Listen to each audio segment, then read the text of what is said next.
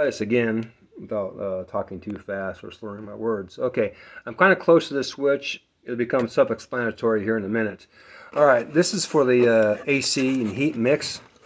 Now, if you watch that nylon switch right there, okay, that's my heat right there. Here's the AC part. So I believe that's the heat part anyway. But if you look at that nylon switch, as I touch that, it pushes it in and basically changes from heat to cold. Well, what happened was that nylon piece there was missing on the other switch. This is an old switch, came out of the old unit that I had in this car, but I've ordered a brand new one because I don't trust it because it's 50-year-old nylon. But what happens when this keeps in constant contact with that switch without that isolator, here's what happens. So let me open this here. So basically what you're looking at is this right here.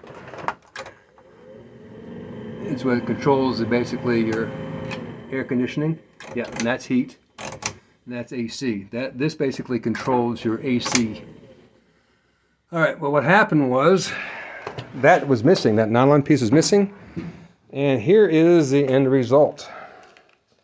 This is the cable. Basically, it's a vent and mix. So as you pull, you can choose, your cold air mix. This is not a wired or electric part of the whole car. This is basically just as a cable that pulls.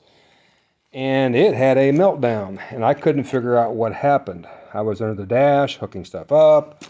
I bought American Auto Wire, $900 worth of freaking wiring. And I see smoke. I'm like, oh crap. I thought I basically set my wiring harness on fire somehow. Thought maybe I pinched the wire because I couldn't figure out how it happened. And it basically, when that arm, here's the old switch. And you can see, here's where that nylon's supposed to be, is right there. Sorry about the lighting here. It's right there, it's what it hooks into. This is how it sits inside the Chevelle. And as the arm comes over, it pushes on that. But it's got that nylon to isolate this arm right here, so when it comes over and it pushes against that nylon, it's isolated. It doesn't energize this whole thing, and that's what happened. I finally figured out that as the arm came over without that nylon bushing, whatever you want to call it, nylon part, anytime this thing was over and was making contact with that with this right here, there, as it pushed in, it had constant power going through it. And it was heating the whole thing up. So it not only heated up the base, and the cable goes right here. This is what holds the cable in place.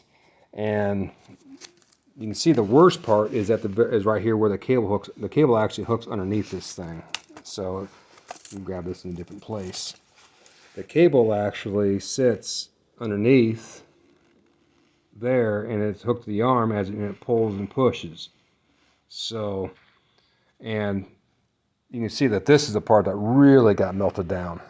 So luckily I had another cable here, and I actually was lucky enough to have the old system that was in the car. It's all rusted. This Chevelle had a cowl, I had to replace the entire cowl. Water got through, destroyed the old other AC unit, so I got a new AC unit. Well, original 1970 AC unit from a guy, complete. Well, it was complete except for that piece there. And so my suggestion is, if you're ever under your dash and you're changing out like your fan speed control switch, which happens a lot of times, those will burn up or they'll get kind of sketchy. They won't get like high or low. They have a dead spot. You also want to change out that compressor and blower switch. It's actually a compressor switch. So, and I found it on eBay. I actually Googled 1970 GM compressor switch, and these popped up on eBay. There were several of them. I was hoping I could find something that wasn't new old stock, because you're still looking at 50-year-old nylon, but at least that stuff's not subjected to heat and cold for 50 years, so it should still be good. I hope, because I don't want to knock that thing off, because this could burn down your car. It's not your wiring. You'll think it's your wiring. One little itty bitty nylon piece missing could burn your whole rig down. So I hope that helps somebody, save you from a disaster in the future. If you're under your dash for any reason, doing any work at all, if you can, change this piece out while you're at it, just to be safe. I would highly recommend doing that, just to make sure that that doesn't happen. You can see how it's blackened too. This switch no longer even clicks. Before that, when you actually click, click, click, this doesn't even do that. it's gotten so hot that it's almost black, and it's spring steel, but it doesn't click anymore. And the other one clicks.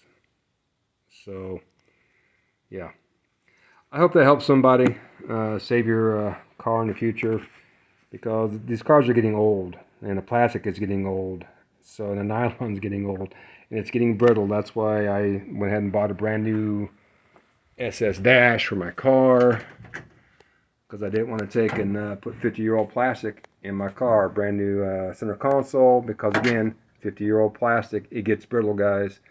So if you're building Concours, Chevelle, you know what? Hey, go with the original parts. You know, buy original part, have it restored. But if you're not doing a Concours part, this is a beautiful dash. And you know, and when I'm going to the old school, I did go LED bulbs in this because it's much, much brighter. So, and everything's nice and bright. So, and yeah, change that part out. So, like I said, I got lucky on this, catching that when I finally could see what happened. Okay, good luck on your restoration. Change that switch out if at all possible. All right, peace, guys and girls.